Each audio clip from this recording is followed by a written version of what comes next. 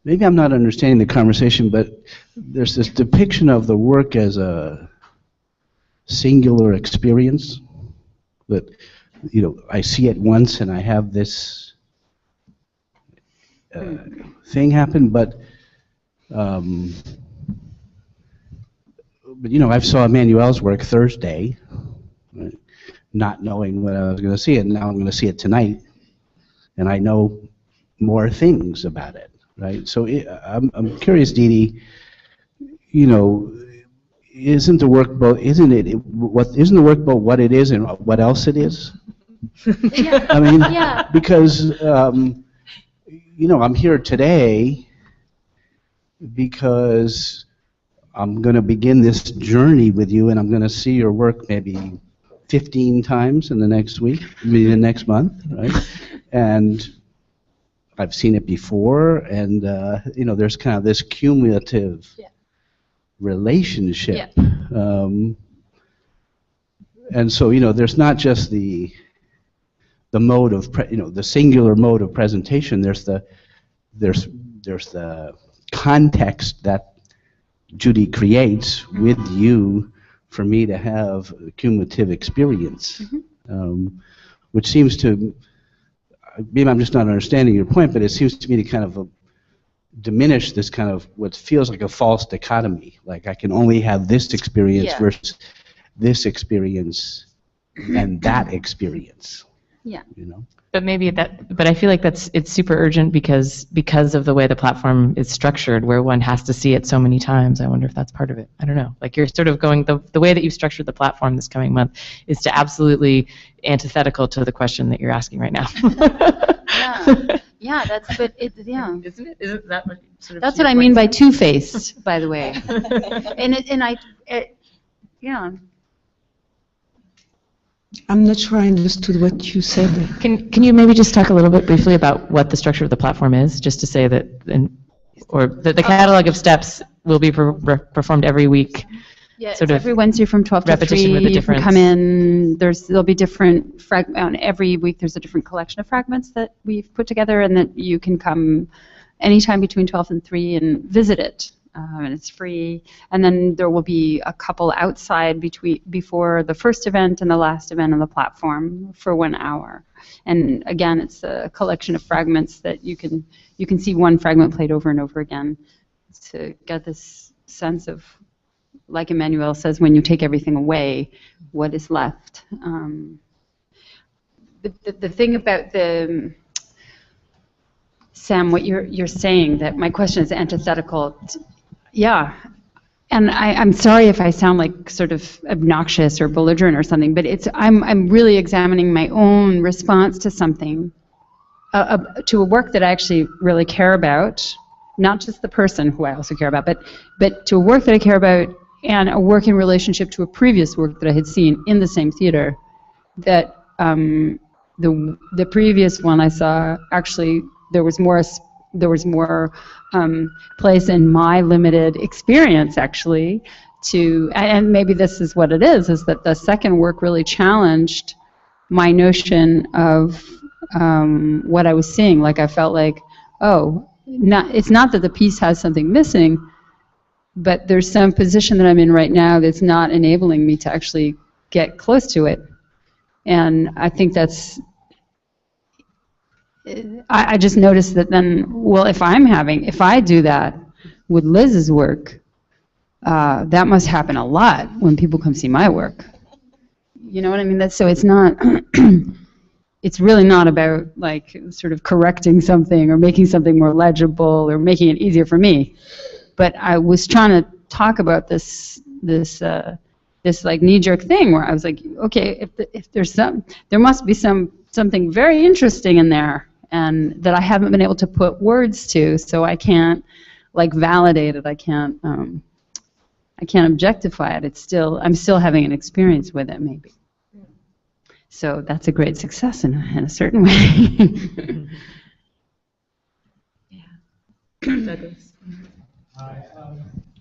Wait, can we give you a mic? This idea of context is also talk about much broader mind being than all the dance I've ever seen.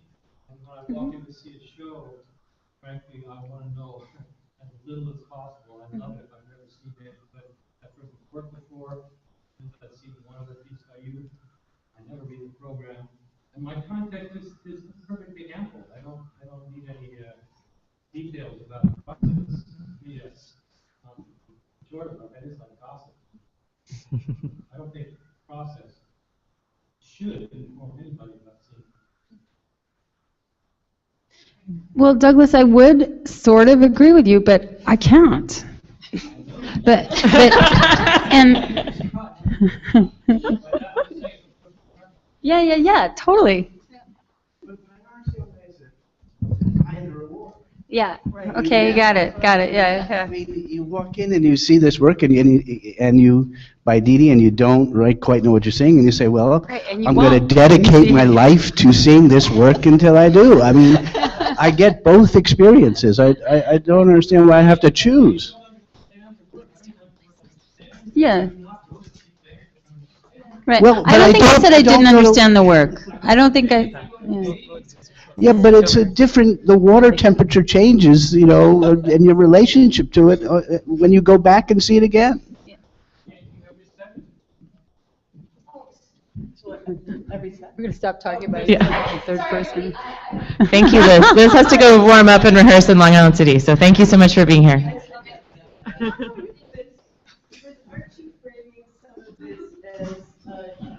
So now for the archive, people will not have your kids. That's going to bring up the archive. So we should record you, because that's what these are for. Part of it is that you're framing some of your work as a political project, and you brought up this idea of an American feminism that is calling up a kind of community that really insists upon bringing up an archive and other people's working relationship to that, putting that in a matrix relationship, right? So that when Didi talks about having this work and having the archive, not just as something that's referential so that you can read it, but the archive is present and unfinished and unknown, it seems like it is a kind of feminist political project that is saying something like, the community that we're working in is something that is actually unknown and unseen to us, and we're trying to make those connections. And I was really struck by the one example that you gave, which is that if you take away one gesture, the entire grammar gets dismantled, but it's not just the grammar, it's a social fabric that gets dismantled, right? And the stakes are really high.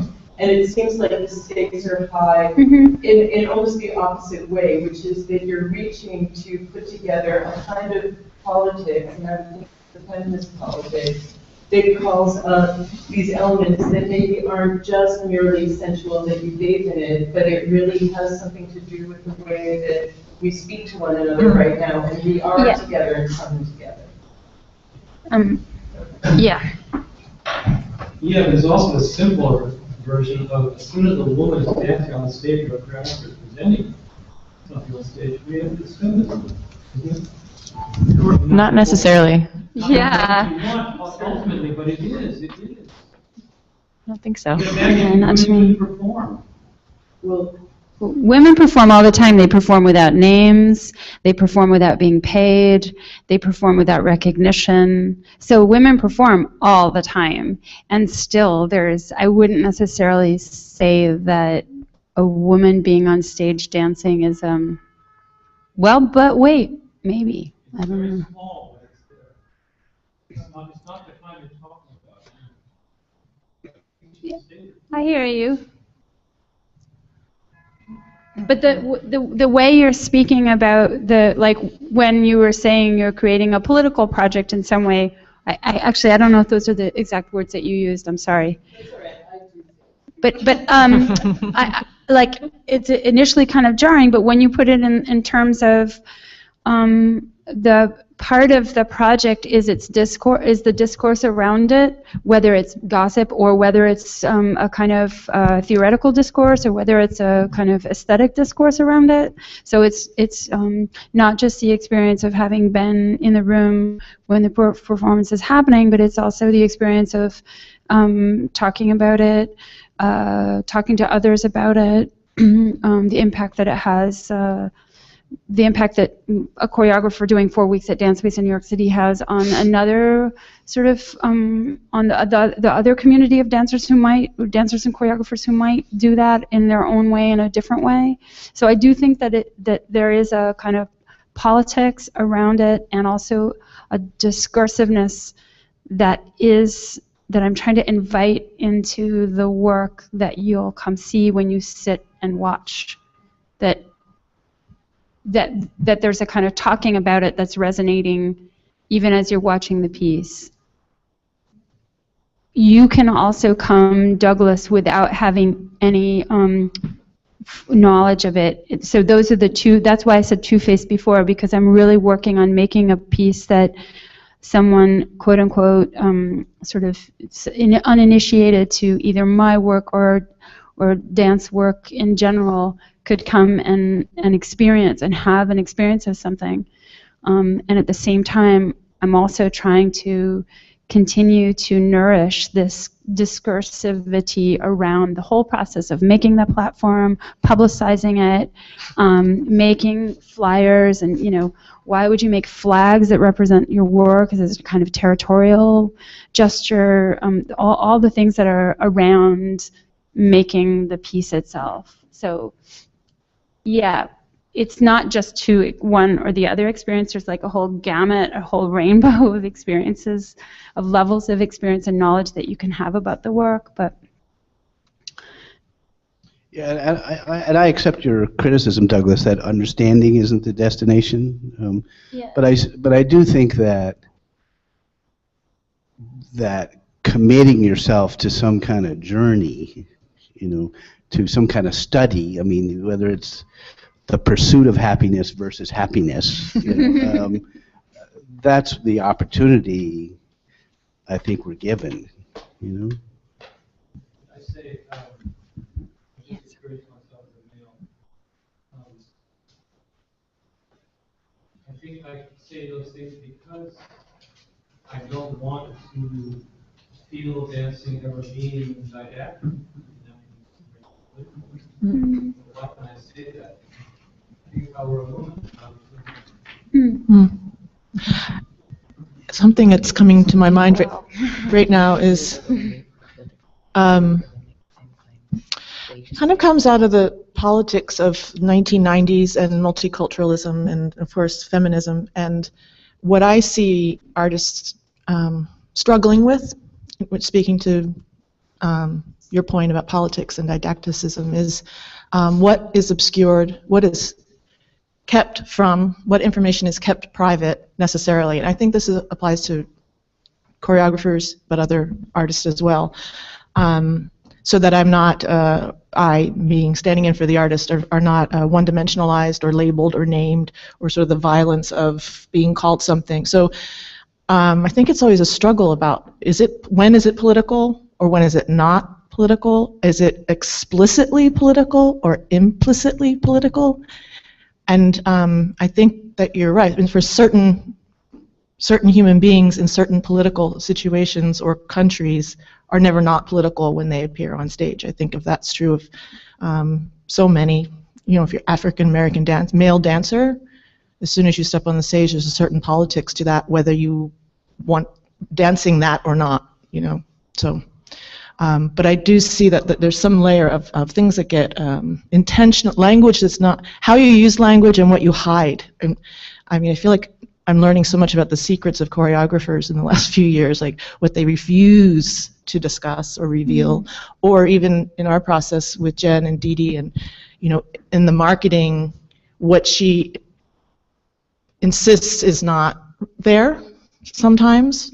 And then my struggle with, and we were laughing about this yesterday, I want people to know how many times the catalog of steps is, and how are we going to deal with that legibility, and is it numbered or not numbered, and these millions of questions that have we've engaged with. But so in this, to be very clear, we are publishing a catalog, and we have 9 of these that were FedExed yesterday from Paris.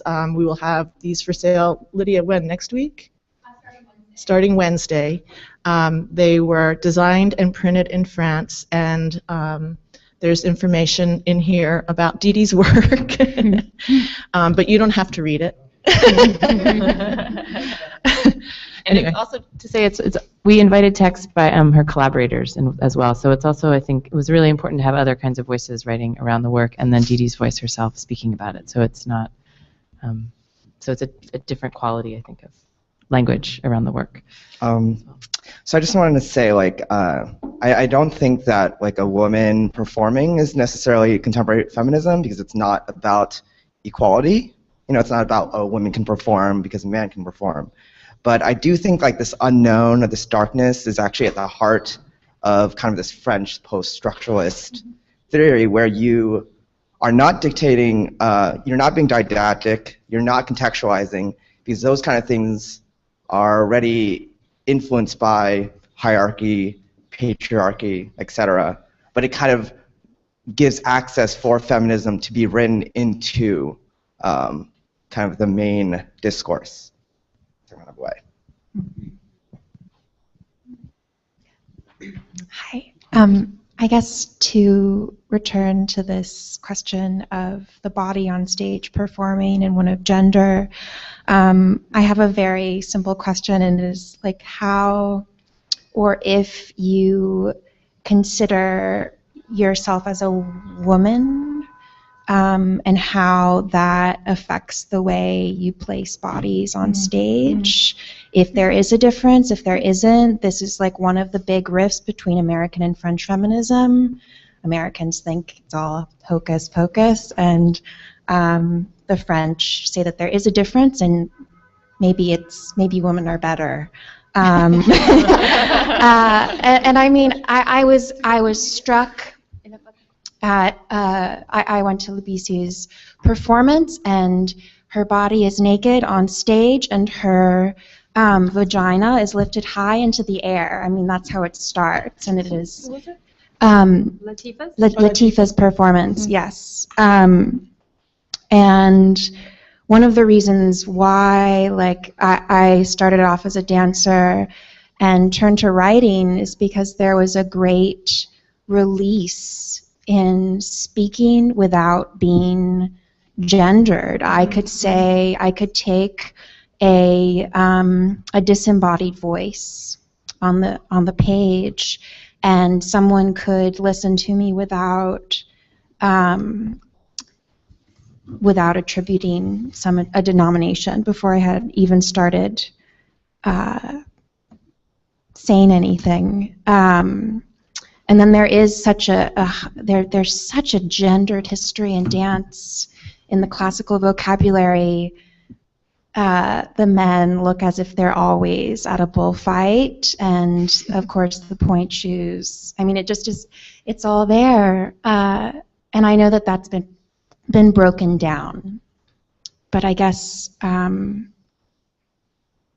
mean, Emmanuel, when you talk of like you gave birth, or you were pregnant through this experience of dancing, that is like acknowledging that you have a woman's body. So how do you wrestle with this question? And if you do, or if you just want to discard it completely, that's what I would be interested in. I want to answer something, but I think I didn't understand, so I have to finish understanding. I don't know what you asked me actually. Try asking it again. Will you ask the question again? Ou tu me dis en français, Didi? Non, je veux qu'elle redemande peut-être. How has your experience in a woman's body affected your practice of choreography, if it has at all? I find it strange as a question, because anyway I have no other choice. So you know, there are many questions in feminism that I don't understand, also because of that. But I have the feeling always to be unconscious, in a way, not conscious enough in this field of questions. And so I don't know. I'm talking where I'm talking from. I just can say again that Well, maybe I could just add one thing, but I don't know if it's especially because I'm a woman and not a man. For example, in Avida was what Avida Enorme, in terms of physicality on stage. That's true that I wanted a man and a woman because what? Because this poem should be was the way that a man and a woman, for me, that's true, it was not two women or two men, and I cannot say why I wanted that. I don't know that, but I knew that I wanted a relationship to be talked through poetry. So that, I mean that I was clear, it was clear that it was not going to be a practical, functional language. So there was already metaphor or things that, because it was poetry, which were not direct or not necessarily understandable, and that one of the protagonists would not be understandable in the country, what it would be received or played. And in terms of physicality, I remember that I gave in the first days to Nuno in the studio in Montpellier this rule of let's try to work always with opposite directions in our bodies. So even if we want to go that way, let's try to have an opposite something that pulls us in another way. So it's not going somewhere, but it's going and at the same time being asked by somewhere else. And when the two bodies would meet, his and mine, we will try to find a kind of balance in an unbalanced situation. So all the meeting points that we call les rencontres, there are 5 rencontres, they manage to be at some point in kind of a meeting point, but unstable. So it always starts by something that meet in a chaos and try to find the balance in the chaos. So I don't know if I can answer more than that about the fact that if it's a feminine or feminist way to answer. I'm sure that there are plenty of men who would also, yeah. And anyway, yeah, I cannot go further. Maybe just want to say one thing. I mean, one thing that I found striking about your question is asking about inside of a woman's body, right? And I think perhaps what contemporary dance practices do, and I think your work in particular is also to dislocate, perhaps, like the site of subjectivity somehow. I mean, it's you just talked about balance and disbalance, right? So in a sense, and that echoes for me a little bit of maybe what Ellen Sixou is doing, right? This idea of creating a writing that would be to put woman in writing, and a lot of people have said to that this is it essentialized what woman is and differences. But actually, it also, to remind us that writing is bodily, that, dance is bodily. When we see dance, I mean, even in darkness, right? It's, a bodily experience. And the body kind of calls for us to, I mean, it's morphing. Huh? Bodies are always already changing, right? In a way. So it brings us like elsewhere as well, right? So in a sense, perhaps, the feminine, attitude or ethics is also to be aware, to create, not to say that, women have not been assigned to inside their bodies. They have, like Judy, you talked about economies, about hierarchies. Of course, they are there and they're reiterated over and over again. But how is it that through dance we could come to the surface of the body and engage in experiments and encounters and relations with other things?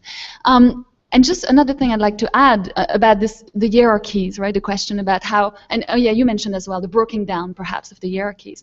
And I think, I mean, historically, I have in this moment, I always think, I like to think about in relation to French, American, or well, actually, in this case, is European, right? When Pina Bausch comes to the States for the first times, I mean, I wasn't here, right? Just so reading about it in the 80s, and how this big debate. I mean, American critiques really see this as terrible in terms of gender economy, right? right? I think so. In terms of and there's like amazing writing around that, saying that what's happening in the States, thinking of Cunningham, but also Trisha Brown, different that a more, let's say, abstract dance would actually give more empower women more, and that what Pina Bausch is doing is reiterating these problematic gender hierarchies, right? Displaying, exposing the woman as slightly hysterical and etc. etc. And I find this very interesting to think why. I mean, it was important for Pina Bausch to do it in the 70s and the 80s. What kind of intervention it produced there? I'm just looking at Nico, because I didn't have time to talk about, I don't know what's I've been working on in Montreal these days, but which is so different from, I feel, what's happening in Europe or here in the States. But 30 years after, for instance, in Quebec, this is happening. The Pina Bausch model is very present. Hysterical women are on stage a lot, and they, and I was in a discussion, a talk last night where and it was a woman choreographer and a woman dancer, and for them it was a feminist intervention, right? And trying to understand where, why now, these very young choreographers, need to stage something of that kind of, feminine quality, with a little bit of sexiness, right? I'm sure you can, but, in kind of silky dress. But so, how is it that hierarchies are broken down sometimes? I mean, why we need to expose through dance, right, those relations at some point, and when is it that we actually start to reproduce them, and there's nothing kind of active there anymore, which is also something I think we need to be attentive to. Yeah, that's one thought.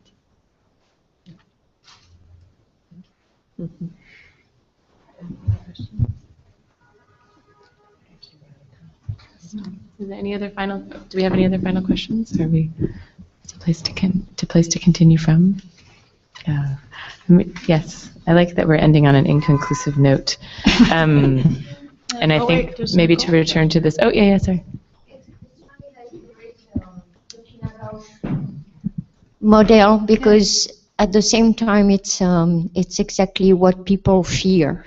I mean, they're scared by this image of woman, sorcerer, neurotic, and you accept it in the movies, for example, but on stage, it's a total different experience. Same as the naked body of a woman. Yeah. When you see a naked body of a woman on stage, you can see